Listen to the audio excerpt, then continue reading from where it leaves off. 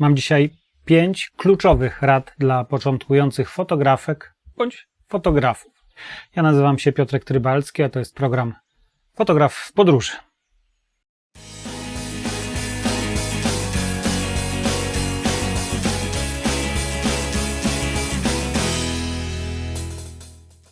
Nie lubię o sobie mówić nauczyciel fotografii, bo tak naprawdę czegoż miałbym uczyć? Obsługi sprzętu, jakiegoś fotograficznego rzemiosła.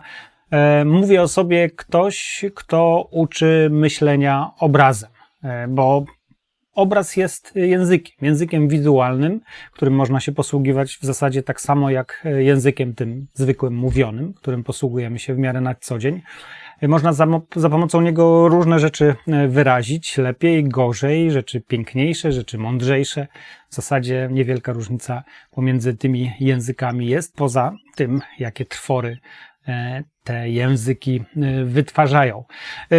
Jeśli Twoją ambicją jest robić zdjęcia, które będą wyrażały Ciebie, to ten odcinek jest właśnie dla Ciebie.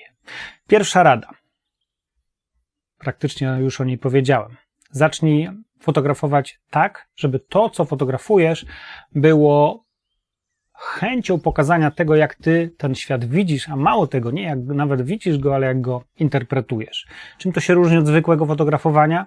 Cóż, no jeżeli czyimś paradygmatem jest fotografowanie po to, żeby pokazać, jak świat wygląda, no to z góry jest skazany na porażkę, ponieważ po pierwsze, każdy wie, jak ten świat wygląda, to już czasy, gdzie po tym świecie nie jeździliśmy, dawno minęły, a po drugie jest to fizycznie niemożliwe, żeby pokazać, jak świat wygląda na płaskim obrazie pozbawionym trójwymiaru. Jedyne, co pozostaje, ale tak naprawdę to jest najwspanialsza rzecz w tym całym fotograficznym świecie, to jest interpretacja tej rzeczywistości i pokazanie jej tak, jak ty ją widzisz, jak chcesz ją pokazać. Te zdjęcia, na które teraz patrzysz, z Toskanii, zdjęcia z mora w Ponidzia, czy streetowe zdjęcia gdzieś, które wykonałem na Kubie, to jest moja interpretacja tej rzeczywistości, którą zastałem. Inna od oglądu świata, który widziałby ktoś, kto nawet stoi obok mnie, ale po pierwsze nie używa sprzętu fotograficznego, po drugie nie ma widzenia fotograficznego, a po trzecie nie potrafi się tym wizualnym językiem posługiwać. Druga rada. Zdecydowanie unikaj miejsc, w których dyskutuje się o sprzęcie. Grup fotograficznych, forów, jakichś fanpage'ów i innych stworów, w których rozmawia się o przysłonach, o ostrości, o szybkości autofokusa i o bokeh i różnych innych, nie chcę tutaj dosadnych słów używać, mało istotnych dla fotografowania rzeczy. To nie sprzęt robi zdjęcia. Wszyscy o tym wiedzą, ale trochę o tym zapominamy. Tak jak w szachach nie chodzi o to, żeby podniecać się samymi pionkami na szachownicy, ale strategią, myśleniem, jak wygrać.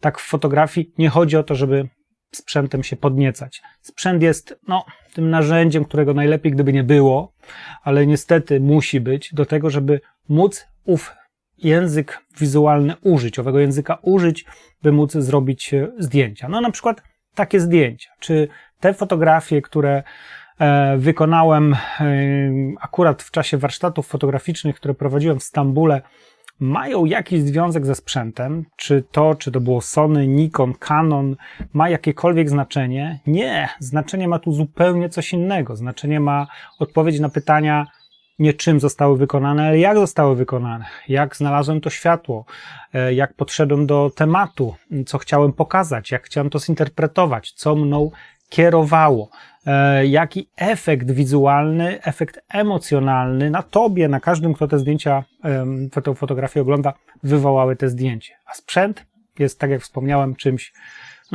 koniecznością, ale z mojego punktu widzenia absolutnie nie chciano. Trzecia rzecz, trzeci krok, znajdź sobie przewodnika, mentora, kogoś, kto cię poprowadzi na skróty. I w tym momencie mówię z pełną świadomością, kogoś, kto ponad 30 lat temu błądził bardzo długo na swojej fotograficznej ścieżce, że ktoś, kto cię na te skróty poprowadzi, będzie dla ciebie po prostu czymś najwspanialszym.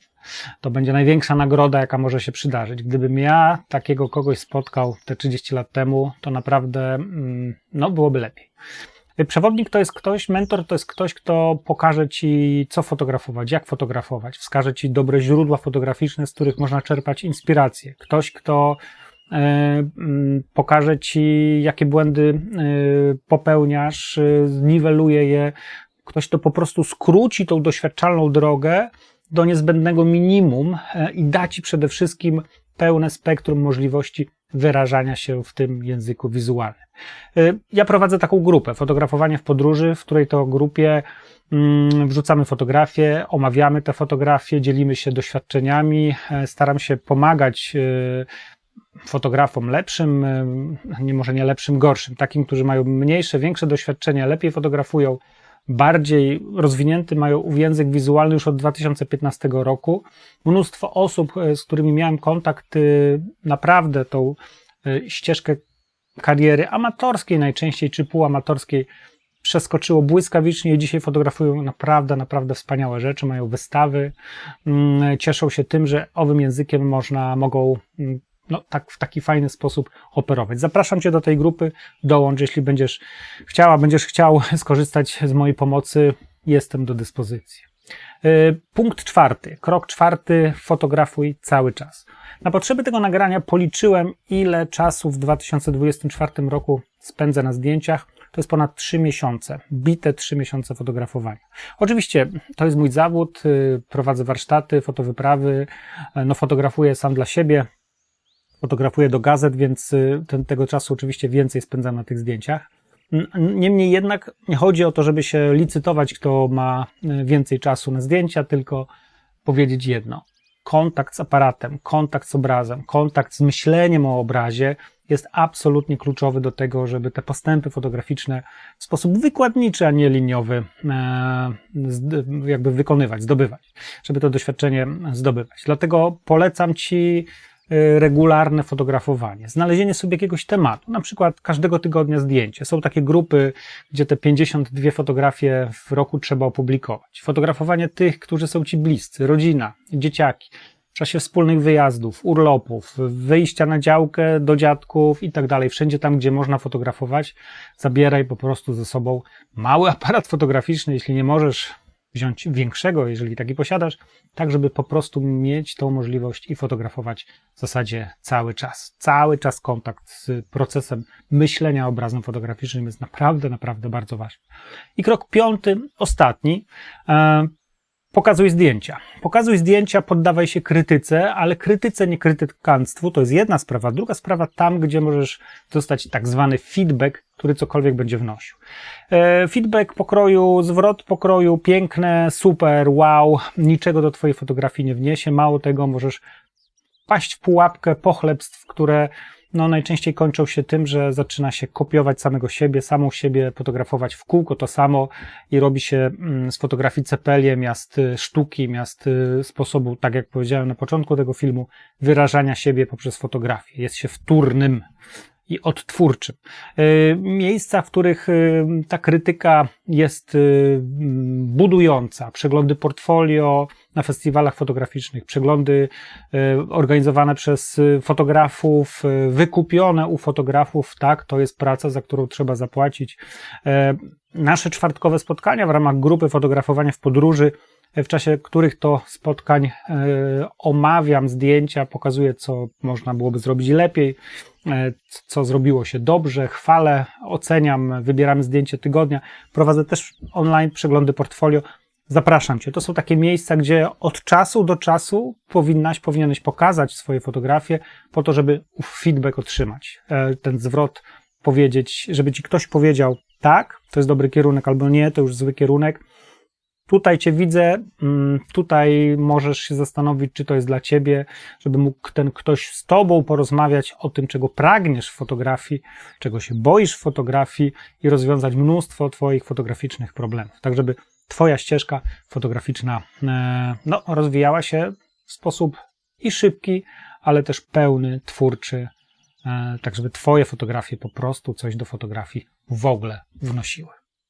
Jeżeli podobał Ci się ten film, zapraszam, kliknij pod filmem daj kciuczek, możesz mnie wesprzeć, kupić mi kawę, małą, dużą, dowolną.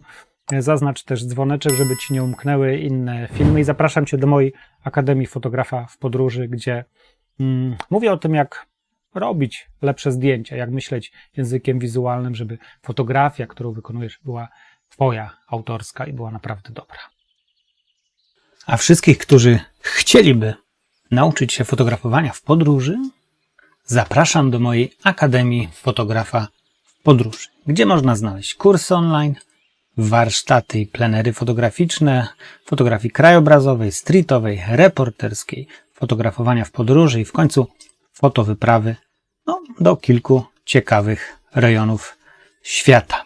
W czasie fotowypraw uczymy się fotografii, fotografujemy w małych grupach, przeglądamy zdjęcia, wybieramy najlepsze, a przede wszystkim mamy świetną radość ze wspólnego fotografowania w wybranych, atrakcyjnych wizualnie miejscach. Zapraszam.